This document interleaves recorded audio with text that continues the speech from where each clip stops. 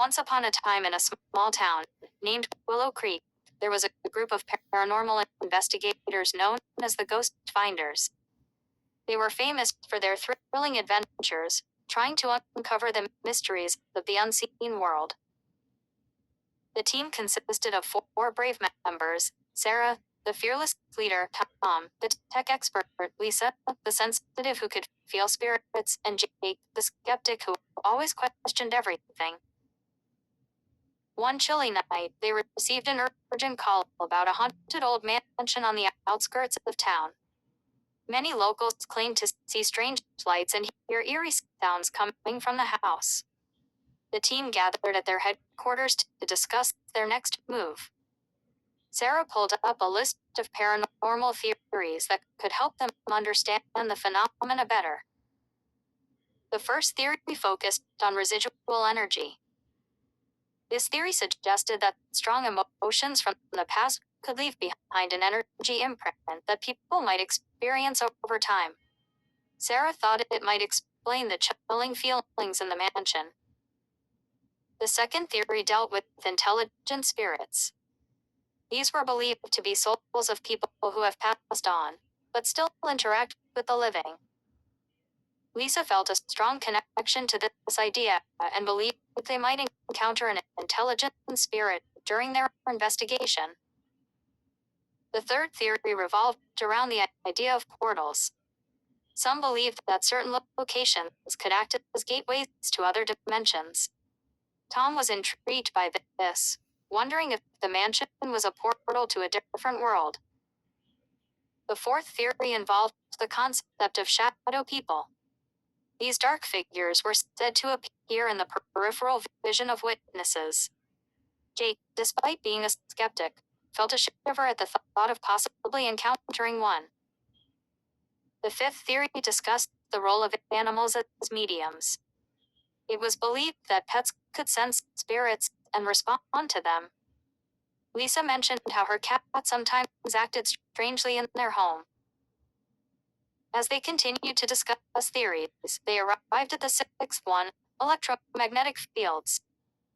Some scientists believe that fluctuations in electromagnetic fields could cause feelings of unease and even sightings of ghosts. Tom was eager to check for any unusual readings during their investigation. The seventh theory talked about orbs. These were small, glowing spheres captured in photos and thought to be manifestations of spirits. Lisa shared a story about a friend who had taken pictures at a haunted site and noticed numerous orbs. The eighth theory examined the possibility of mass hysteria. Sometimes, if enough people believed they saw something, their minds could create the experience. Jake was quick to point out that they should remain logical amid the excitement. The ninth theory was about spirit attachments. This theory proposed that some spirits could attach themselves to a person or an object, following them around. Sarah looked serious, concerned about the implications of this idea. The 10th theory suggested that past traumatic events could leave behind a haunting presence. The team wondered if something terrible had happened in the mansion's history. As the team discussed, they reached the 11th theory: the use of psychics. Some believed that psychics could tap into spiritual energies and communicate with spirits directly. Sarah was curious about the effectiveness of using a psychic in their fieldwork. The 12th theory was about hauntings related to unresolved issues. Spirits might linger because they had something they needed to resolve. Lisa felt this deeply, empathizing with the spirit's struggles. The 13th theory focused on an ancient curse. The team questioned whether the mansion could be cursed, causing unrest among the spirits inside. Tom dismissed it as a myth, but Sarah pointed out that many famous haunted places had such backstories. The 14th theory explored the concept of energy orbs. Some believed that spirits could condense their energy into visible forms.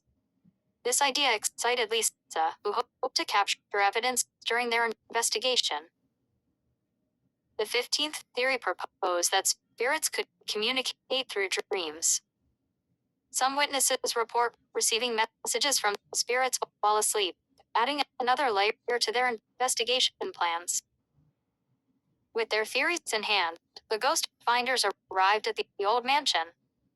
The air was thick with suspense, and the atmosphere felt heavy.